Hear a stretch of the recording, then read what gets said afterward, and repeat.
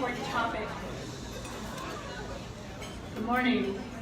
I'm Gloria Picard, and with Sandy Vidal over here to my right, I'm one of your presidents here for the League of Women Voters, Orange County. We're really glad that you're with us today. We have a full house, so thank you for coming. I would like you to first ask each of you to pull out your cell phones, because I know we all have one, and put it on silence. Might be okay if it vibrates, but we don't want to hear it ring if we can avoid it, so please do that right now. I'm going to give you a second to get that done. I see people doing it, so thank you. And as we always do, we're going to begin today with the Pledge of Allegiance. So would we all please stand?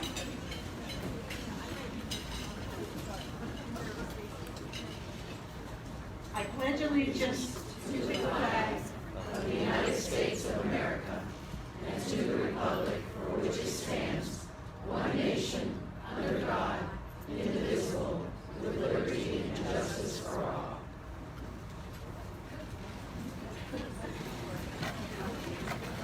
We'd like to welcome any elected officials that we have with us today. If you're one of our government officials, would you please stand? I'm Todd Weaver from the city of Winter Park. I'm a commissioner. Okay. Anyone else with us today? Orange County Commissioner, District 3, Myra Uribe. Myra's one of our speakers on the panel. Anyone else? Don't want to miss anybody. Got it? Okay. Great. So to start our program today, we have a special guest with us, who's actually a member of League of Women Voters Orange County. We're also very fortunate that she's our state president of the League of Women Voters of Florida. Dr. Patricia Brigham asked to address us today about what's been happening recently in terms of gun violence and white supremacy. So I'd like to, without further ado, bring Patty to the podium.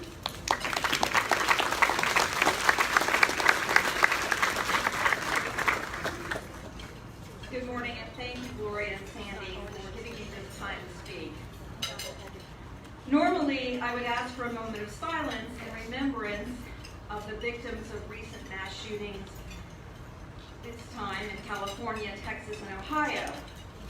But silence is not what we, the victims, or their loved ones need right now. Because we know there will be more shootings, and the time for silence has long passed.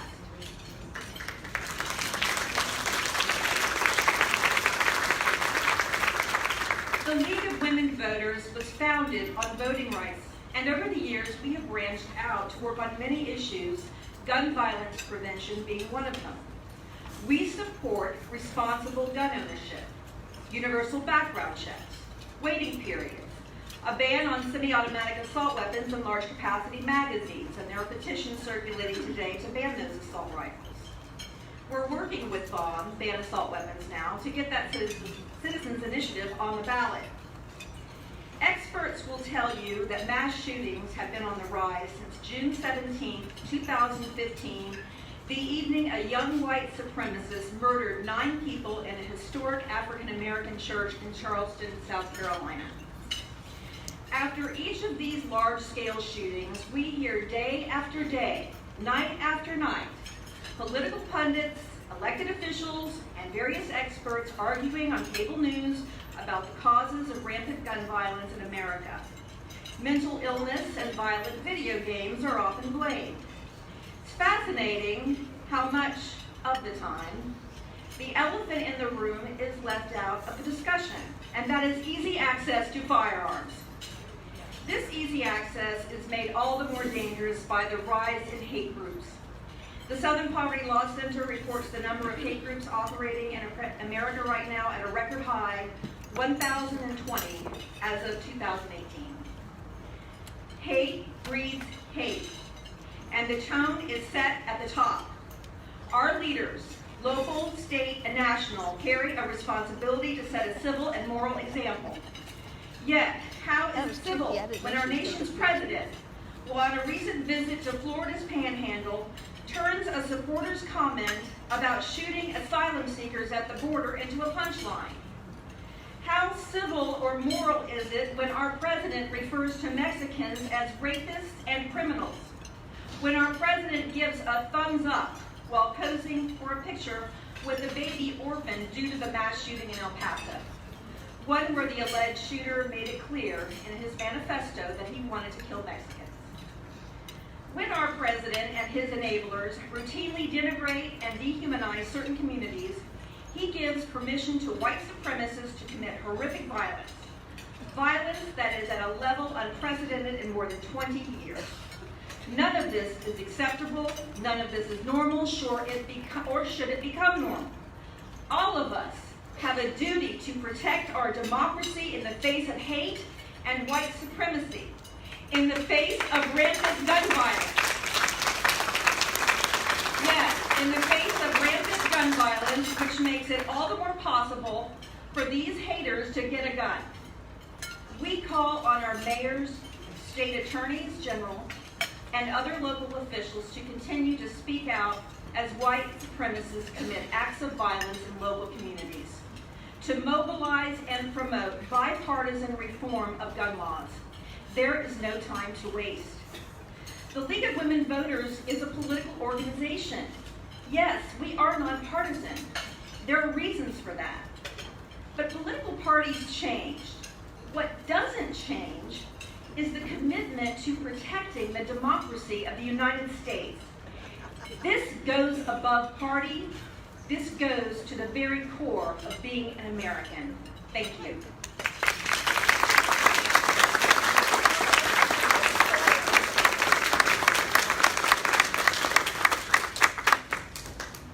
Okay, let's change the tenor just a little bit.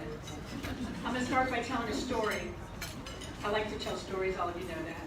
So this one's about my granddaughter, the oldest one who just graduated from Rollins. And I loved reading her college papers as she frequently shared them with me. And one of my absolute favorites was on homelessness. Now we're going to talk about affordable housing today, and that's not necessarily homelessness. But what we do know is that the lack of affordable housing often leads to homelessness. Now not everybody who's homeless doesn't have a job. They just need a house. So she was looking for a title for her paper, and I loved the title she picked, her paper on homelessness. The solution to homelessness, ... housing. Right? How simple is that? Is that not the answer to what we need to be talking about today? A 2028 report ranked Central Florida second in the country for severe affordable housing shortage. Second in the country in 2008.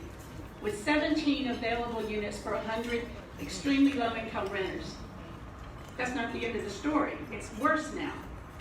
As we saw in the Chronicle from WESH TV2, the story said that Orlando metro area currently has only 13 affordable units per 100 renters. So we went down from 17 to 13. Do the math on that and figure out the ratio of loss that we have. Making our affordable housing shortage the worst among America's 50 largest metro areas, including New York, Chicago, Las Vegas, Los Angeles, Houston, go on and on. We're the worst. How did we get here? What's to be done? We're eager to hear from our panelists and our moderator on this subject. Let me start by introducing our moderator. WESH2 news anchor Jim Payne is an award-winning journalist who believes in making a difference in his community. I'm going to take liberty and tell you about a few of these awards. Jim received journalism's most prestigious honor, the George Foster Peabody Award, for his work on the month-long investigative series, Building Homes, Building Problems.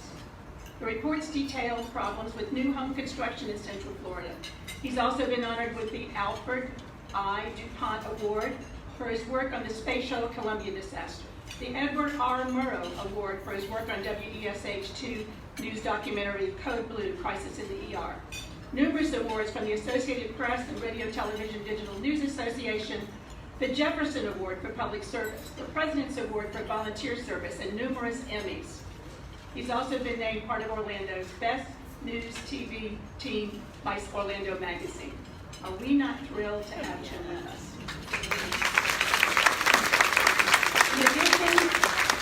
In addition to newscasts, Jim hosts WESH2's quarterly magazine show, Chronicle, For 2019, Chronicle is focused on Central Florida's affordable housing crisis through a year-long reporting project called Project Community.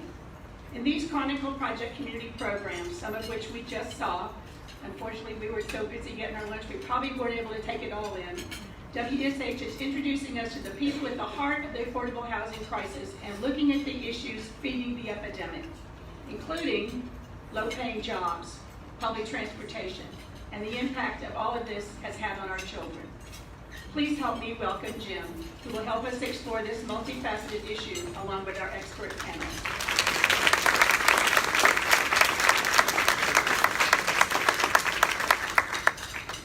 Thank you, Gloria.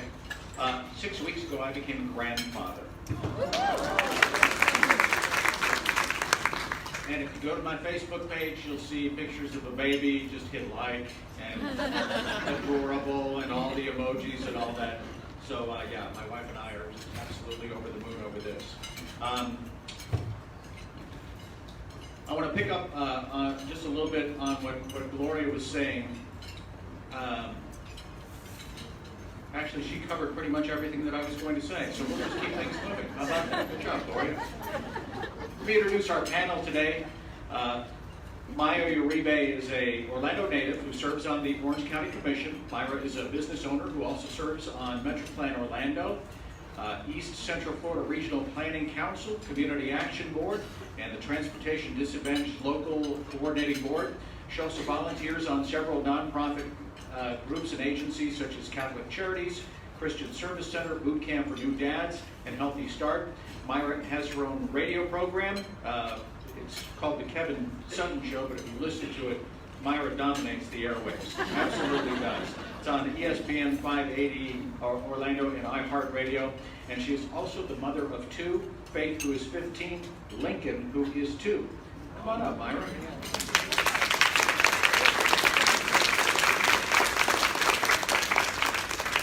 Roberta Walton is an attorney who manages Orange County Self-Help Center and the operations manager for the Family Services Division. She's a member of the Orange County Bar Association, Orange County Domestic Violence Task Force, the FAMU College of Law Dean's Advisory Council, and Orange County's Board of Zoning and Adjustment. She volunteers with several organizations, including the Alpha Kappa Alpha Sorority, Psi Theta Omega Graduate Chapter, Southwest Orlando Junior Chamber of Commerce, and former chairman of the Downtown Orlando MLK Holiday Parade Committee. Roberta's best moments are spent with her family and her 2 sons. Roberta, come on up.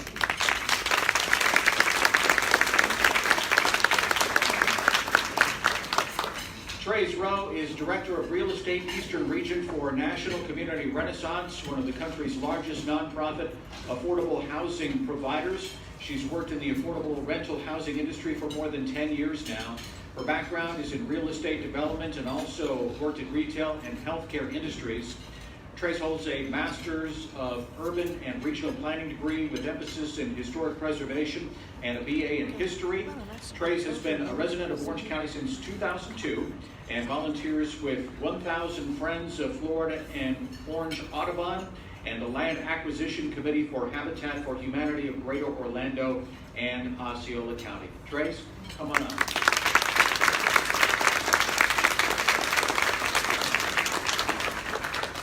A reminder for you, if you have a question that you would like to pose to the panel a little bit later in the program, first of all, you have to be a lead member. And also there are we're going to have a microphone situated in the back of the room for you to ask your questions. Otherwise, I'm just going to get the ball rolling here. And I want to start with a story, too. And we're sort of flying by the seat of our pants on this one. Myra and Roberta were connected recently in a most interesting way. And Roberta, why don't you start this story, because I believe it started in your office. With me today, I'm accompanied by one of my deputy clerks at the Family Services Division with the clerk, of course, is Megan Hopkins. Megan, please stand. Megan came to work extremely emotional one day because as she was walking outside, she noticed a mother and 2 kids that were sitting and they appeared to be homeless. And so Megan, with the big heart that she has, she went up and she asked if everything was okay. And the woman said, you know, we don't have anywhere to go. Megan went in to try to find some supplies and some food. And she was just very frantic, being a parent of her own. She looked at these kids, right? And so Megan, after she did all that she thought that she could do, she went on a community board for her community and posted asking for assistance on behalf of this family. And who reached out and immediately responded to her post?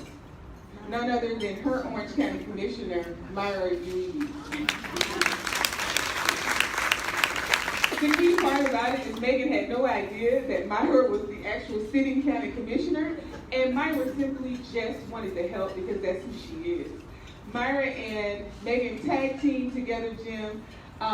They made sure that night that that mom and those 2 kids had a roof over their head. Myra assisted with finding some support so that they would be off the streets and at a hotel room, and had some other extended resources and assistance provided to them. And I just thought it was a wonderful story. I invited Megan to come with me today. I said, you know, you're going to get an opportunity to meet somebody special because her and Myra had never actually met. Is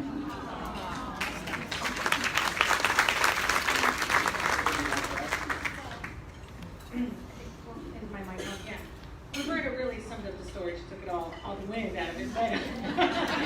But it was true. I mean, honestly, in a room full of women, we were 2 mothers who saw a 1-year-old and a 3-year-old on the streets, hungry and sick, and couldn't go to sleep knowing a 1-year-old and a 3-year-old. And me being a mother to a 2-year-old, I looked at my son that night and can imagine him on the street hungry.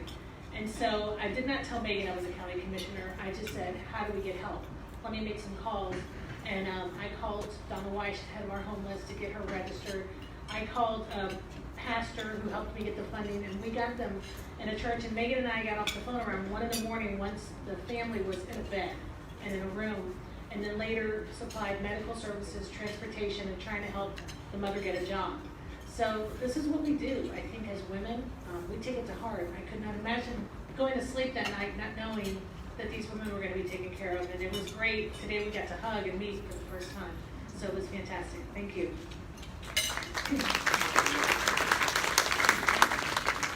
This problem of affordable housing is kind of it's a big, ugly, gnarly, hard to get your arms around situation that's been festering in our community for the better part of 30 years. That's how long the warning signs have been there. So I've always believed that the way to tackle something enormous is to do it, it's how do you eat an elephant? One bite at a time. How do you help people in a massive situation like this? It's one person and one family at a time. And that is an example of how we should move forward with this situation. Trace, so that we are all on the same page, what is considered affordable housing in terms of statistics and how the government looks at things, and is it truly affordable? So in the industry where we're talking about affordable housing, typically we say a home is affordable if the cost of the rent or the mortgage and utilities is no more than 30% of a family's income. So 30%. Is it truly affordable? Exactly. Depends on who you're talking about. Right. So in our metro area, we try to avoid a lot of statistical jargon, so stop me if I go too far, okay? But area median income, which means half the population has income higher and half the population has income lower, our area median income is about $65,000. At that rate, we don't worry about people affording housing. That's pretty good. At half of that, so 50% of area median income, sometimes you'll hear AMI as the acronym, then you're talking about $34,000 a year. It's really difficult. If you're making $34,000 a year and 30% goes to housing, then you only have about $1,400 left a month. That's at $350 a week for everything else. If you've got a family of 4, we all know that does not go very far. So is it affordable? Even that threshold is not really affordable at the very low income levels. So I know that you have, your company has opened multiple properties, and people sign up for the opportunity to live in the properties. When you open units with what is considered affordable housing, what happens? How quickly do those units fill? We have some really interesting examples of projects right here that you all probably have heard about in the paper. The big one down that Orlando lifted, the Dano of West Lakes, which was actually a mixed income project. They had 200 units. They opened up and there were over 1,000 people who inquired about that. At the other end, there's an example out in Lake County in Claremont where a property opened up that was partly for the homeless and partly for higher income. They filled their very first day. At the end of the first week, they had 400 people on their wait list. At the end of 2 weeks, they had 800. On our properties, which are here locally, are largely subsidized, they've got project-based Section 8. Our wait list can be 2 years. Myra, you were talking with you shared a story about talking with a developer recently who wants to put up some affordable apartments in your district. I've been probably a little bit more candid. As a county commissioner, I hope you won't take this in the wrong way, but I see developers every week. They come in, they want to have land change, they want land use. And there's two things I always ask anybody who comes in my office. I've kind of become abrupt in this. Is one, do you live in my district? Because I want to know, are you invested in seeing it better? And two, how much are you going to charge? Now, when Jim introduced this, I have a background in construction. My family's been in construction. My husband's a third generation contractor. I know what it costs to build things. And probably you're not a normal person. So I'll ask people, and they always take it, they always have this blind look. What are you paying for the door for an apartment? What is the cost to build an apartment complex? What are you paying for door? And they'll come up with this ridiculous price. I said, there's no way. You're not spending $32 million building 200 apartments. There's no way. And they're like, well, Commissioner, I said, don't lie to me. And I'll ask people, because I said, you're not in it to make money. If you're in it to make money, there's no way you're making money. But I'll ask them, what are you charging for a one bedroom? And I had someone literally last week said, we're going to start at $1,500 for a one bedroom.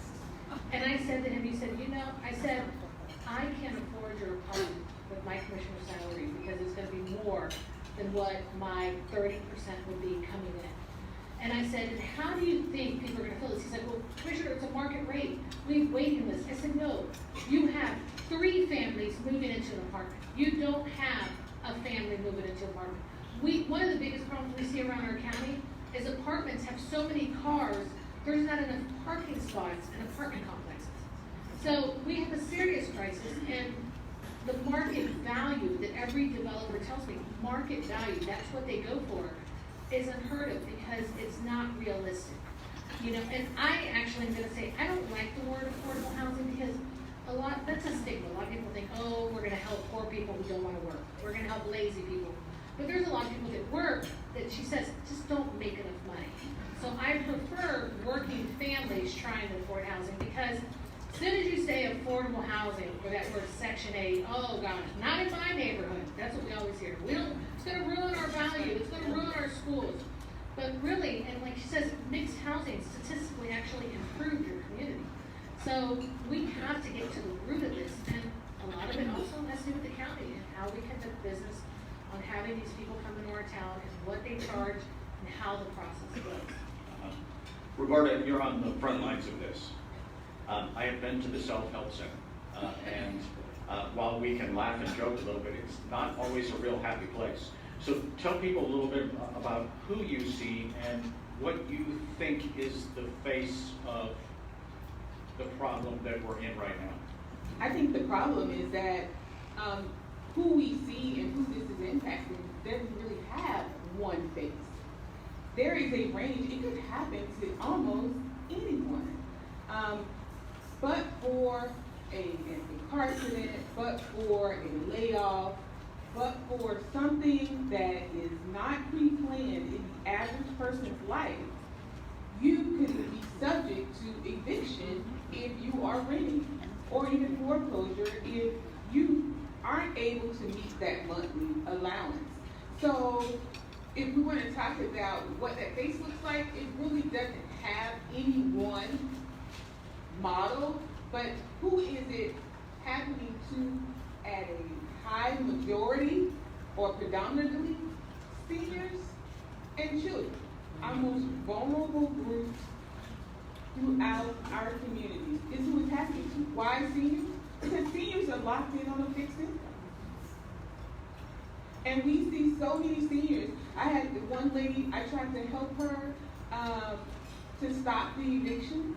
She said, I'm doing everything that I can. Everyone I know is sending me some money. Because the truth is that my rent in the very low income apartment complex that I live in is $650. That leaves me with about $70 for the rest of the month. And so I said, how do you live? She said, I don't know. I said, well, what about food? Do you apply for food stamps? She said, yes, they give me $11. So that's our seniors. And then our children. You know, similar to the instance that you see, our children really and truly are being impacted at a high rate. Because when something happens to mom or dad and somebody loses their job, our children are either being displaced because they're having to go sleep on somebody's couch or somebody's floor, which is also considered homeless, or they're on the street. And they're having to get up and go to school and be told to focus and concentrate as a result of this. So it is alarming. What we call affordable, I don't even like that term, affordable. I like reality. Let's look at reality. Because reality is that affordable is a funding term when you're a developer. It's a funding term because, as Trey said, they look at the AMI and they put it into a ratio and they discern most of the people in this area can't afford this rate. And that's their affordable. Are we looking at what most of the people today are paying? Are we looking at what most people today are taking in and then comparing and contrasting and then taking all of these other situations that I just spoke of in consideration? We're not. So how is your office able to help? So what we're doing with the Self-Help Center, Clerk Russell, and we really have to give her kudos. Sonny is somewhere in here out of Dade County, but when Clerk Russell was running, she looked for best practices throughout the state and some outside of the state on what could we do. She has a background in legal services, that's where we met, and we always wanted to be able to reach out to those people who just couldn't afford an attorney, but life happens. So as a result, we opened the Self-Help Center, the doors in 2015, and we take all family cases, small claims, and residential landlord-tenant. So with that, we have a partnership with the Orange County Bar Association. 3 times a week, there's an attorney there to provide some advice and counsel to individuals who are going through these quality of life issues. Those and cannot afford an attorney, but they need some guidance on getting them through the process. So in addition to that, we we've reached out across the line to our new chief judge, and we're talking to people throughout court administration and the community on how we can expand our eviction diversion tools.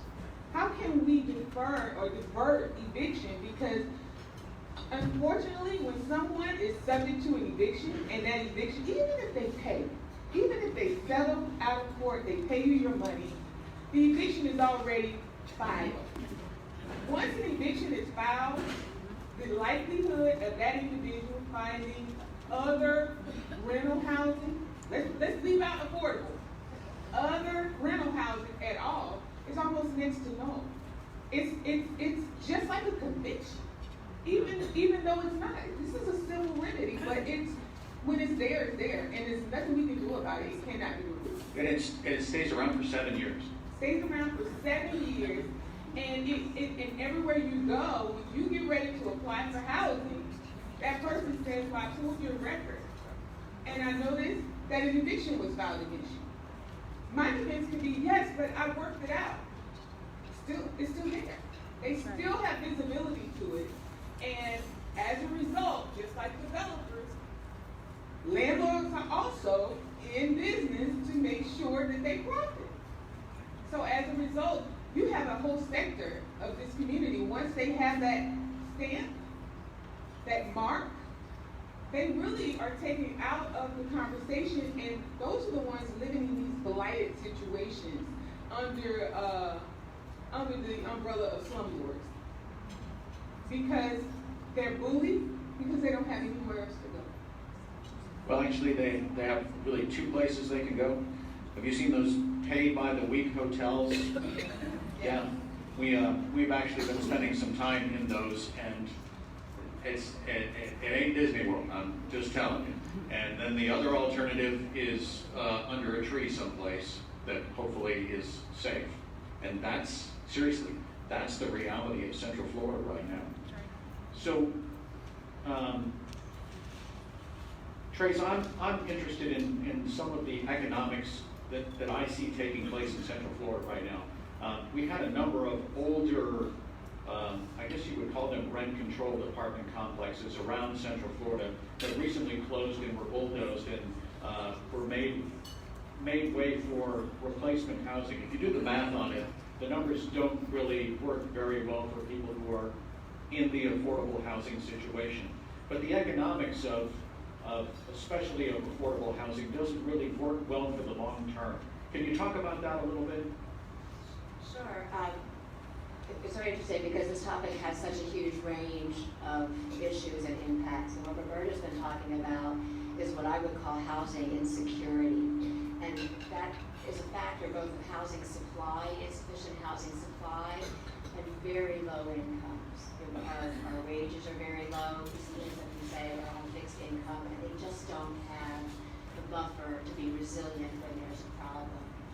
On the housing supply side, which I'd like to speak to, we have to understand that a house, and many of you probably have owned a house, it's not a one-time purchase. You don't buy your house and that's it, there's no more housing expense. When you buy or build a house, or buy or build an apartment complex, it has a life cycle with ongoing expenses, and the expenses go up every year. And somewhere down the line, it may be 20 years, you're gonna have to put a new roof on it, and you're gonna have to retake the driveway, and if you're me, you're gonna have to fix your pool. I sold that house. What happens with these older buildings is they reach a point where it's no longer economically efficient to keep fixing them. It costs more to fix than it would to tear the whole thing down and start again fresh with new materials, energy efficiency, modern infrastructure. When we look back, this is what's happened to the housing authorities. So many of the housing authorities' properties were built 40 years ago. They're obsolete, they're functionally obsolete. They also, many of them are sitting on real estate that is very, very valuable now because the city has grown so much. So what were built as single-story, fourplex little garden apartments, it doesn't make sense to have there anymore. We as a community would do much better to develop that property more densely and get more housing units so we have more supply to serve the people that the housing authority is trying to serve.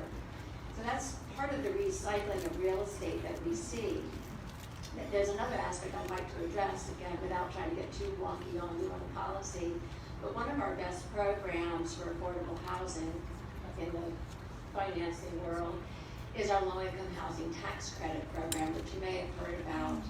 It gives incentives to investors to invest in housing that's going to be rent restricted in one form or another. And the investors get a return. The developer or owner of that property has to commit to keep rents at a certain level for a certain amount of time. All that's great. It's a good program that's developed thousands of units across the country. But what happens is at the end of that time of restriction, then the owners are looking at a building that needs a lot of work. Their rental stream has been artificially kept down by these restrictions, and it doesn't make enough money to be able to afford the improvements that are required.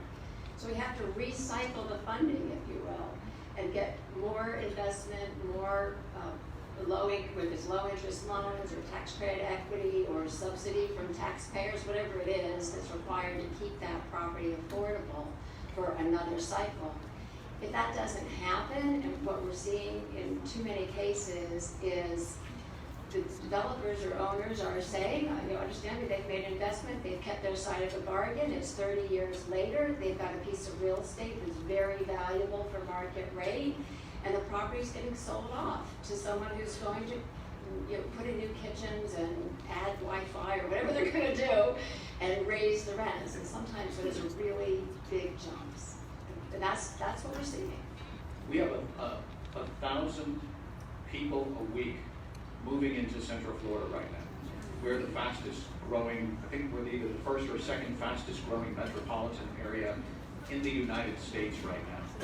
And we're already talking about, it's not just affordable housing. I mean, there's a housing shortage, period. Myron? Yes, there are, and the mayor always talks about that. About 1,000 people are moving here every year, and housing and transportation, really go hand in hand. But we don't have enough housing, and then we don't have the wages to support people being able to afford the housing. So as quickly as we're seeing, or I would say lack of quickly, one of the things that we always hear tremendously, and I think Roberta can go back to her days, is the amount of time it takes to build anything in Orange County. I have a developer in my district who has been waiting over 2 years, so he's on his second commissioner, trying to build housing around the Sunrail station on Orange Avenue in Sand Lake, which we're looking again at that idea of density, work, live space, off the roads more, hopefully getting on the Sunrail to come to work. And it's 2 years and he hasn't been able to lay one brick down. So what's happening, and I'm gonna put like my business hat on, is he's paying taxes every year. He's paying for that land. He's paying his engineer, his architect, his lawyer to come see us to move this along. And he's not gonna put that in his pocket and say, I'll cover that cost. It's gonna come to that housing. It's gonna come to that person that lives there, because ultimately he's there to make money. But we can't build them fast enough. And we don't have a process. We are looking at, one of the new initiatives we're looking at with the mayor is streamlining the process so that you can get through quicker. And another thing we're looking at is if you're willing to build housing, if you're willing to come and set this deal and set these criteria, the county wants to help you build it faster. But Jim, like you said, it's a bite at a time because we're already 2 years behind. I mean, when we really look at that. And so we're seeing these hotel rooms, we're seeing multi-families living together, we're seeing people living in their car, we're seeing people live, we hear a lot due to the transportation, people living in the break rooms at the theme parks. This is out of control. I mean, I don't think anyone in this room can say we can't on the way home see someone on the street that needs help. But I also want to touch, I think that there's also different levels on this. One, I think we have to be more proactive. I always say, and I firmly believe, when you're homeless, you're at the bottom end. I mean, when you have nowhere to lay your head at, whether you're on the street or a car, you've hit rock bottom. Your possessions are gone, everything's gone. We need to be proactive on those people who are a rent away from being homeless, who had a medical problem happen and can't pay their rent. We need to grab those people. I am trying to encourage, we're trying to do our rapid rehousing work. I met with the executive director of Coalition for the Homeless, our wraparound services in the county. How can we prevent someone from becoming homeless? If it is a month's rent, that's gonna cost us so much less than we're averaging about $10,000 on the county per person we try to rehab. And I think we cannot, another elephant in the room, mental health problems, whether it's basic mental health or traumatic driven mental health. Because again, I think a lot of us I can go through hard times and say, okay, how do I need to get back on my feet? Okay, can I live with you for a week while my next check comes so I can put a deposit down? Am I thinking that way? But to think, I'm just gonna go on the street, I'm just gonna live in a car, I'm just gonna show up at a shelter. There's an underlying issue because one of the things we're seeing a lot in our housing program with the county is they're back out homeless again. When we've housed them, when we put them through our rapid rehousing program, the family that Megan and I helped, she had already gone through the process, and at 8 months, was homeless again. So she had an apartment. Okay, something is wrong there. So there's different levels. I don't think we can just say housing. You're both nodding your heads. Go ahead. Yes. Your head's about to explode is what you're going to say. Yeah. Really? Yeah. Because I think that the part that we're not talking about is if you lose your job, not just your housing allocation is folded, but everything else. So now you have everything unpaid. Everything is unstable. And so you're just really looking to, you're in survival mode.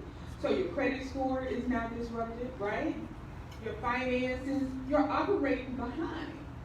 And so when everything is unstable, when your housing is unstable, everything else goes by the wayside. And it is really hard to recover from that. And that's what you're seeing when you offer someone that assistance. It is right now. But most of the programs won't even offer rental assistance to anybody who's not working.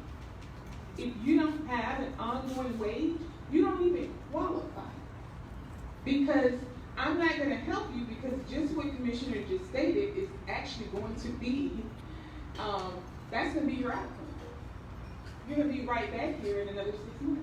And all of the funders now see that. One thing that she just said is that, I can come and stay on your couch. There was a lot of that happening after we had this big foreclosure crisis a few years ago. And those are the other people that I'm seeing coming into the courthouse trying to get an unlawful detainer action, which is equivalent to an eviction. But the unlawful detainer action is when you have a guest that you invited into your home and said, I just want to help you out. Don't pay me anything. No lease, so there's no landlord-tenant relationship that exists. And now we're at 2 years, which was supposed to be 2 months. And how do you get them out? Because legally, once they start accepting mail there, they live there. They have a right to be there. And we think we can go and change the locks or call the cops? No. You have to come down and file a legal action. So now, people don't want to say, you know what, you come over for 2 months. Because you don't know what's going to happen. That abuse that's happened. And so, I have little old, grandparents who want their grandkids, their adult children to leave. And then they're so heartbroken because you know what they're saying? But I know she doesn't have anywhere to go. And I don't want to do that to my grandkids. I want them gone. So again, this problem has some other impacts that we really aren't talking about as a community. And all of it stems from people can't afford to live here anymore. Making the same amount, making the same median income. We have a shortage in rental housing. We have a shortage in housing. And the income is right here. It's not climbing at that alarming rate. And everywhere that I've gone, there is a demand in sheer economics, right? Supply and demand. That's called market and affordable. And somewhere in there, realistic. And that's what's happening. So if you do the math on just wages, and that also is a supply and demand thing.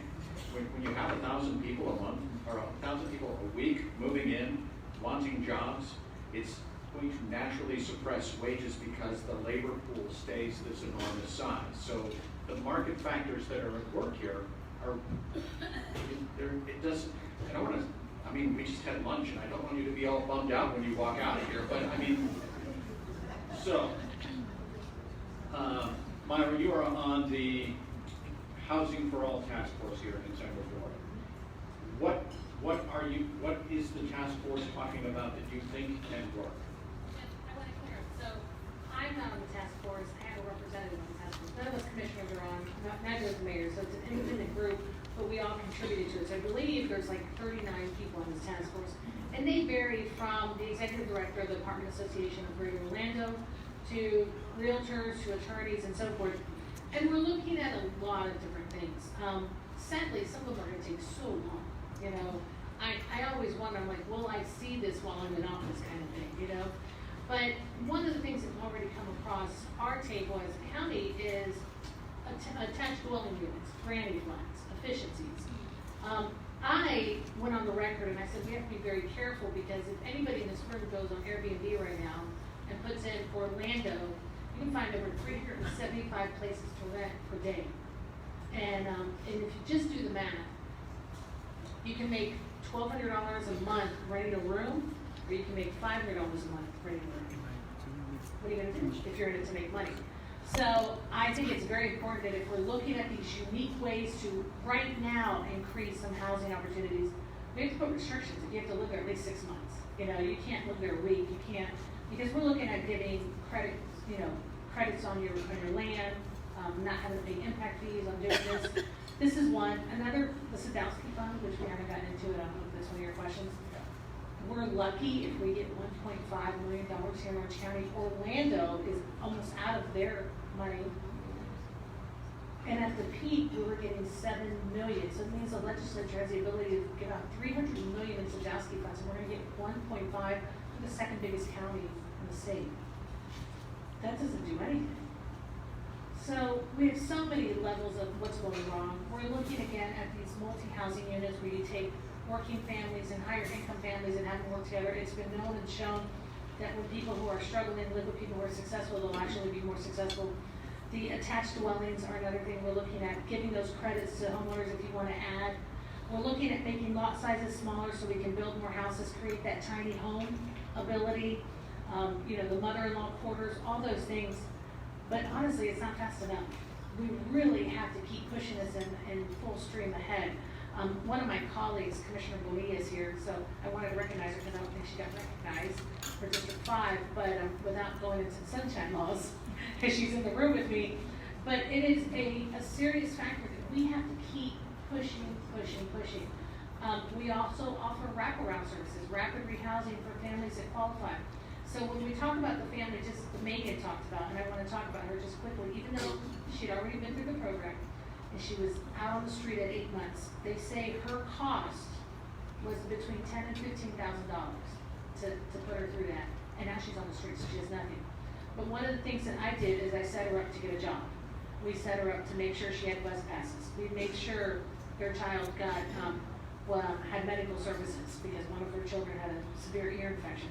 You know, some of the things around that are going to hinder you from being able to work and be successful. And she's back on the list, and can I just say, women with children are a priority, and she's number 43. Okay? So that means that hopefully in 6 weeks, they'll see her again. And until then, there's nowhere for them to lay her head.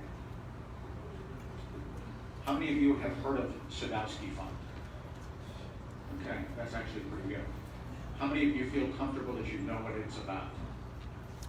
Okay, that's also pretty good. Tracy, you want to talk about this, kind of set this up, and you know, this goes back a ways, and it was a real interesting collection of leaders that managed to get this passed and into state law.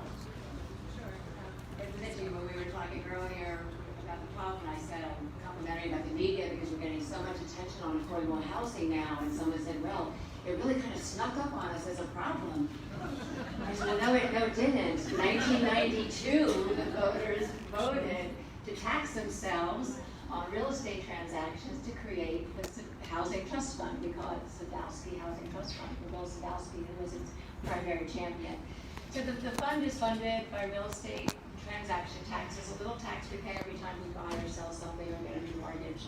And it's meant to provide money for affordable housing. It's divided into 2 big chunks.